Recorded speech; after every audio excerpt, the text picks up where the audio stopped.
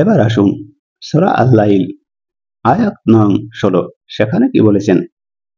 সেখানে বলা হয়েছে আরবি আয়াত বাংলা অনুবাদ প্রেক্ষাপট ও শানে নজুল, আরবি ডিকশনারি বিশ্লেষণ, হাদিস ও তাফসীর ইবনে আব্বাস, বিজ্ঞান ভিত্তিক লজিক এবং বিভিন্ন ধর্মগ্রন্থের সাদৃশ্য নিয়ে সব মিলিয়ে একটি পূর্ণ অঙ্গ বিশ্লেষণ ধর্মীয় ব্যাখ্যা দেব ইনশাআল্লাহ। আল্লাযী কাযযাবা ওয়া তাওয়াল্লা, যে মিথ্যা বলেছে, অস্বীকার করেছে এবং মুখ ফিরিয়ে নিয়েছে। তাহলে আল্লাহ বলছেন আল্লাযী কাযযাবা ওয়া তাওয়াল্লা, যে মিথ্যা বলেছে, অস্বীকার করেছে এবং মুখ ফিরিয়ে নিয়েছে। এই 16 নম্বর আয়াতের প্রেক্ষাপট ও শানে নজুল। এই আয়াতটি নাজিলা হয়েছিল নবুয়াতের প্রারম্ভিক মক্কি সময়ে, যখন কিছু কুরাইশ নেতৃবৃন্দ যেমন আবু জাহল, উমাইয়া ইবনে খালদ, খালিদ ইবনে মুগিরা কোরআনের এই আহ্বান তারা শুনে অহংকারে ও অস্বীকারে মুখ ফিরিয়ে নিয়েছিল। তারা শুধু অস্বীকারই করেননি, বরং নবী সাল্লাল্লাহু আলাইহি সাল্লামকে মিথ্যাবাদীও বলেছিল এবং সমাজে তারা রাসূল সাল্লাল্লাহু আলাইহি সাল্লামের দাওয়াতকে ব্যঙ্গও করেছিল।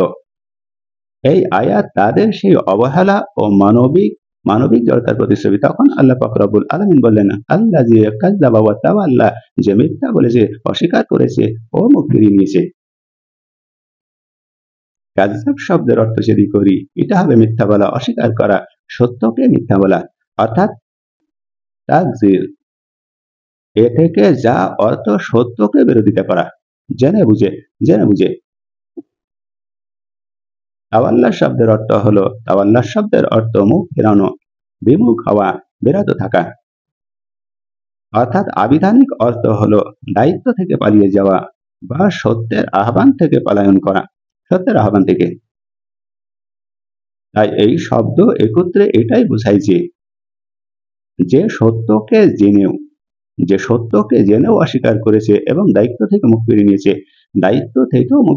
তাই আল্লাহ বলেছেন তাদের উদ্দেশ্য করে আল্লাযী কাযযাবা ওয়া তাওয়াল্লা, যে মিথ্যা বলেছে, অস্বীকার করেছে এবং মুখ ফিরিয়ে নিয়েছে। ইবনে আব্বাস রাদিয়াল্লাহু তাআলা আনহু তিনি বলেছেন,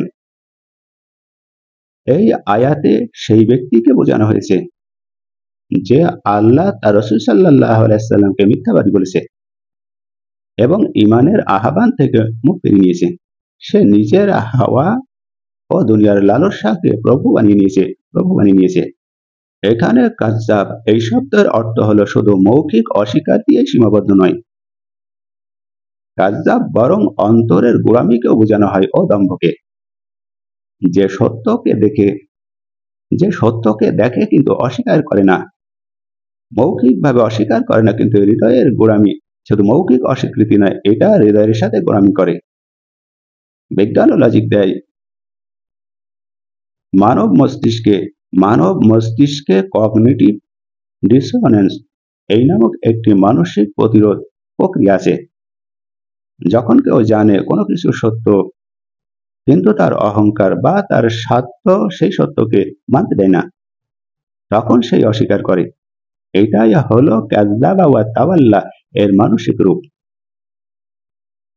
এই জন্য বিজ্ঞান বলছে সত্যকে অস্বীকার করা মানুষের অহংকার চালিত প্রতিক্রিয়া, ঠিক যেমন এই আয়াতে উল্লেখিত অবিশ্বাসী প্রতিক্রিয়া। সূরা আল-লাইলের এই আয়াতের সাদৃশ্য নিয়ে যদি আমরা বিভিন্ন ধর্মগ্রন্থ নিয়ে আসি, বাইবেলে বলা হয়েছে যারা বিদ্রোহী জাতি, যারা সত্যের কথা শুনতে চায় না। আরো বলা হয়েছে ভগবদ গীতা অধ্যায় 2 শ্লোক 62 এবং 63, সেখানে বলা হয়েছে যে মোহে মগ্ন সে জ্ঞানের আলো থেকে মুখ ফিরিয়ে নেয় এবং ধ্বংসের পথে চলে। আরো বলা হয়েছে ঋগ্বেদ খণ্ড 10 অধ্যায় 85 শ্লোক 45, সেখানে বলা হয়েছে যে সত্য ত্যাগ করে সে নিজ অন্ধকারে পতিত। আরো বলা হয়েছে বৌদ্ধ ধর্মগ্রন্থে ধম্মপদ 257, যে সত্য প্রত্যাখ্যান করে সে নিজের মিথ্যার দাস হয়ে যায়। তাহলে এই সমস্ত ধর্মগ্রন্থে দেখা যায় যে সত্য অস্বীকার আত্মবিনাশ, এটা মানব সভ্যতার সর্বজনীন শিক্ষা, একটি গভীর দার্শনিক ও নৈতিক কাযযাবা ওয়া তাওয়াল্লা, সতর্কবাণীটা এটি কেবল অবিশ্বাসীর গল্প নয়, বরং যে কেউ সত্য জানার পরেও উদাসীন থাকে সেই এই আয়াতের আওতায় পড়ে। প্রত্যক্ষ অর্থে মক্কার অবিশ্বাসীরা নবী সাল্লাল্লাহু আলাইহি ওয়াসাল্লামকে অস্বীকার করেছিল, আর পরোক্ষ অর্থে আজকের যুগে যে জ্ঞান ও নৈতিকতার আহ্বানে মুখ ফেরি নেয় সেও এই আয়াতের বাস্তব প্রতিফলন। তাই আল্লাহ বলেছেন, আল্লাযী কাযযাবা ওয়া তাওয়াল্লা, যে মিথ্যা বলেছে, অস্বীকার করেছে ও মুখ ফিরিয়ে নিয়েছে। অর্থাৎ যে সত্যকে জেনেও অস্বীকার করেছে এবং দায়িত্ব থেকে মুখ ফিরিয়ে নিয়েছে। কাযযাব শুধু মৌখিক অস্বীকৃতি নয়, বরং অন্তরের গোঁড়ামি ও দম্ভ, যা সত্যকে দেখে কিন্তু অস্বীকার করে না, কিন্তু অন্তরে গোঁড়ামি আছে এবং দম্ভের কারণে, অহংকারের কারণে অস্বীকার করে। এই ছিল সূরা আল-লাইলের 16 নম্বর আয়াতের সংক্ষিপ্ত বিশ্লেষণ। আল্লাহ আমাদেরকে এর প্রতি আমল করার মতন তৌফিক এনায়েত দান করুন। সকলে বলুন আমিন।